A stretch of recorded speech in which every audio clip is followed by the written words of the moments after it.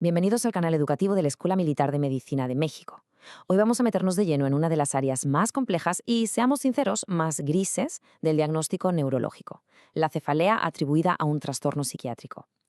A ver, ¿cuándo es que el dolor es realmente una manifestación psiquiátrica y cuándo es, pues, simplemente una comorbilidad que coincide en el tiempo? Para poder dibujar esa línea tan fina, vamos a usar nuestra guía maestra, la Clasificación Internacional de Cefaleas, la ICHD-3. Ok, esta va a ser nuestra hoja de ruta. Es un análisis muy estructurado. Vamos a empezar con el problema de fondo, el dilema de la causalidad. De ahí vamos a bajar a las reglas generales de la ICHD-3. Y una vez que tengamos esas bases, ahora sí, nos vamos a clavar en los dos únicos diagnósticos que están validados. Luego exploraremos qué se está cocinando en la frontera de la investigación, en el apéndice, y cerraremos con lo más importante, cómo aplicamos todo esto en nuestra práctica clínica. Y bueno, aquí está el meollo del asunto, el verdadero reto diagnóstico. Es un hecho, lo vemos todos los días en la consulta. Las cefaleas y los trastornos psiquiátricos van de la mano con una frecuencia abrumadora. La pregunta del millón no es si coexisten, sino cuándo uno es la causa directa del otro. Y este principio, esta frase, es algo que la ICHD-3 nos exige tener tatuado en la mente. Pensemos, las cefaleas son increíblemente comunes. Los trastornos psiquiátricos también lo son. Entonces, que aparezcan juntos puede ser, y muchas veces es, simple y llana casualidad estadística. Para decir que uno causa al otro, necesitamos un nivel de evidencia muchísimo más alto, un estándar que la clasificación protege con mucho rigor. Esta es la pregunta que tiene que estar guiando todo nuestro pensamiento clínico.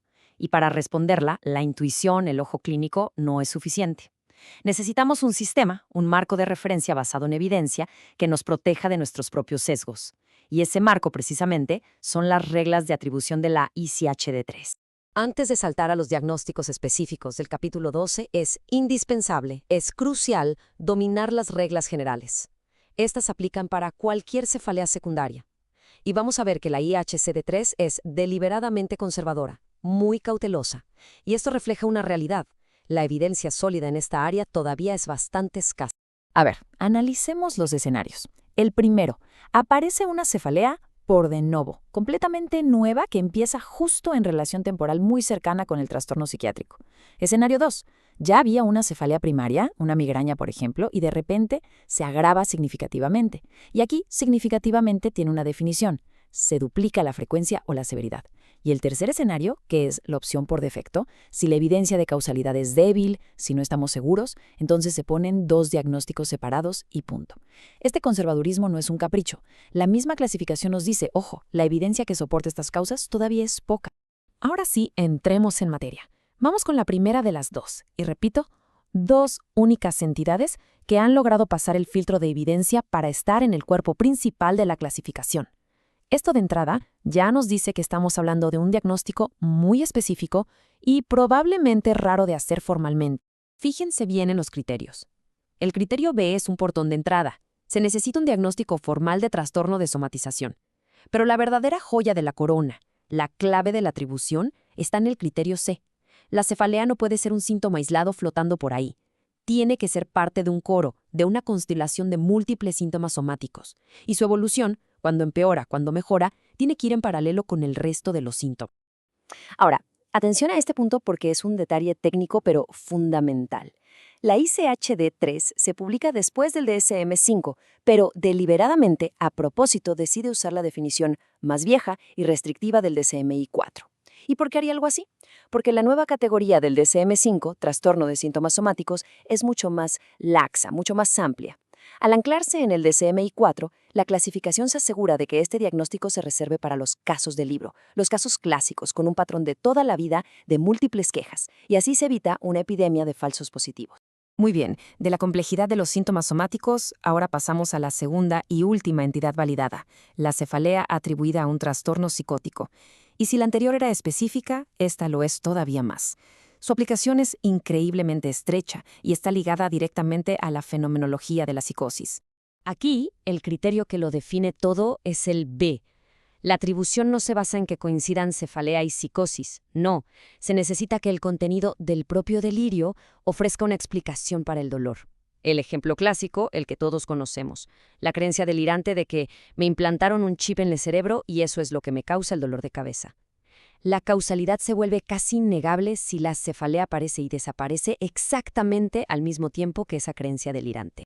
Y este punto es una distinción diagnóstica de una finura increíble, pero es crítica. La nota 2 de los criterios lo aclara. Imaginen, un paciente con migraña de toda la vida y por después de años desarrolla la idea delirante de que su dolor es por un tumor, aunque todas las resonancias sean normales.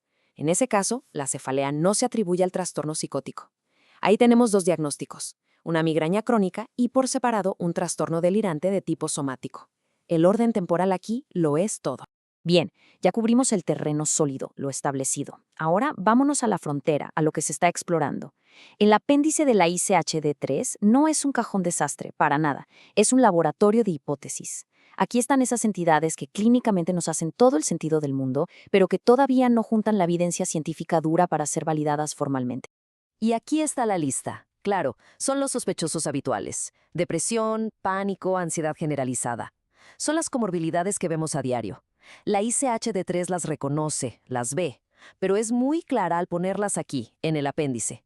Y es imperativo, de verdad, recordar que su uso está reservado estrictamente para fines de investigación. No debemos usarlos para el diagnóstico clínico de rutina. Esta diapositiva resume toda la filosofía de la clasificación. La diferencia entre el cuerpo principal y el apéndice no es una sutileza académica. Es un cortafuegos, un firewall metodológico que separa el conocimiento ya validado de las hipótesis que, aunque prometedoras, siguen siendo hipótesis. Esto demuestra el enorme compromiso de la ICHD3 con un enfoque basado estrictamente en la evidencia. Entonces, después de todo este clavado técnico, ¿cómo se traduce este rigor a la práctica del día a día? Vamos a sintetizar todo en los mensajes más importantes, los que nos tenemos que llevar al consultorio. A ver, resumamos en 4 ideas clave. Primero, la atribución psiquiátrica es un diagnóstico positivo, con criterios estrictos. No es el bote de basura para las cefaleas que no entendemos. Segundo, clínicamente, a día de hoy, solo podemos validar la cefalea por somatización tipo DSM-IV y la cefalea por trastorno psicótico. Tercero, y esto es crucial, la comorbilidad es la norma. La prioridad siempre es tratar las dos condiciones, porque se alimentan la una a la otra. Y cuarto, los criterios del apéndice son para los investigadores, no para la receta.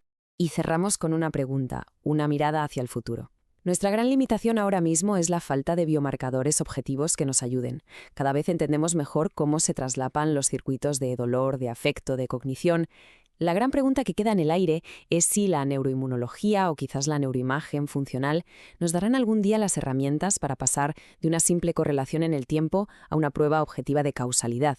Y, por supuesto, toda la base de este análisis riguroso es el documento fuente, la tercera edición de la Clasificación Internacional de Cefaleas, una referencia que es simplemente indispensable para cualquier neurólogo. Este video fue producido por el general de brigada médico cirujano Humberto Carrasco Vargas. Muchas gracias por su atención.